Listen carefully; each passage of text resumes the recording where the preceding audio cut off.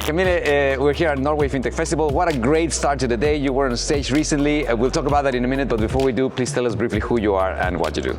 I'm Kamile. I'm coming from Lithuania, from Vilnius. I'm the head of partnerships and communication at Rockit, which is a fintech and sustainable innovation hub in Vilnius, the leading hub in Lithuania, I would say. Okay, now Norway recently produced a report where they went out and asked other ecosystems what were the key factors that had enabled them to grow so successfully. And one of the references they kept talking about the report was Lithuania. What has Lithuania done particularly well that has enabled this ecosystem to thrive? Well, I think Lithuania and Norway, they are very similar ecosystems in terms of size.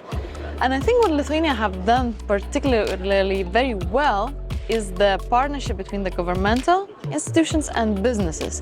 Both of them are uniting and combining their power and abilities in order to grow the fintech ecosystem in Lithuania. So basically from 70 fintech companies back in 2016, today we have 280 companies, which is a huge jump. And regulators, Ministry of Finance, Invest Lithuania, governmental institutions like those, they're doing a great job by going to other conferences, by going to other ecosystems and promoting Lithuania as a go-to place for fintech. So I think this common goal of being successful and being interesting for the globe, for the world, made Lithuania such a good hub for fintechs. Okay, now I read the report that was released by Invest Lithuania recently that said that over 28 million adult Europeans are served by Lithuanian companies. That's more than 10% of the European adult population.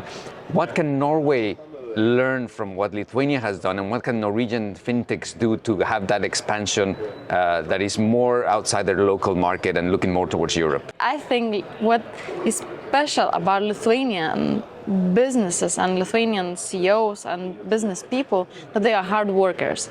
And if they see the potential, they do really work hard. They try to involve people from different countries. And what especially companies like Ondato did, Revolut, of course, they came already to Lithuania but they made Lithuania headquarters, right? But for example, Ondato, our KYC company that's very well known, they established the headquarters in UK, which means that they had people there and then they had the connections in UK, and that helped them to spread and to be very well known. So that could be those kind of examples, not having one headquarters, but having somewhere else and involving as many people from different ecosystems as possible. Kamile, now we're here in the very vibrant Norway Fintech Festival, which is running for a second year here in the beautiful city of Bergen. Why is it important for hubs like Rockit and for other fintech companies outside of the local market to be present in events like this? So there are a couple of reasons, I guess. First of all, it's branding and marketing, because you have to be known in the other ecosystems if you want to find partners or investors. As I mentioned during the panel discussion, I think only 10% of fintech potential is used. So I guess, new collaborations or new partnerships between the businesses are also very important. And places like this brings together the mindsets that they think alike, and then they are very keen to do something together. Now, on a more personal note, you recently were named as one of the top 30 most influential fintech marketeers in Europe. Tell me about that. How did that came about?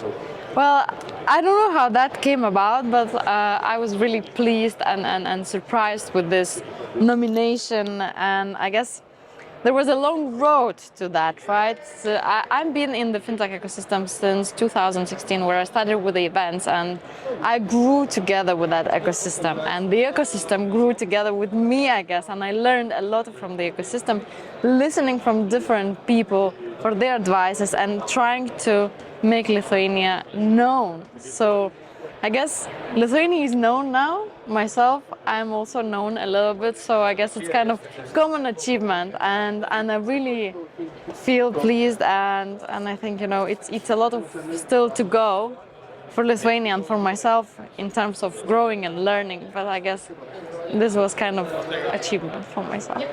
Now, from a marketing perspective, what can other hubs and other fintech companies learn from what you've learned in terms of how to communicate and effectively make your fintech known to the broader ecosystem? I think one of the most important things is partnerships and communication with the people, not with the brands or companies. Let's say, right? There are a lot of media brands, right? But you communicate with the people, and you have to let these people know that they are very welcome in your ecosystem. You don't have to sell. You have to invite your partners, journalists, people to come and see what's good and amazing happening in Lithuania. So that's what I try to do with different events, conferences, with different workshops and tours in Lithuania. So I think that's the key thing, personal relationship. Well, Kamile, it's great seeing you here. Congratulations and have an amazing event. Thank you.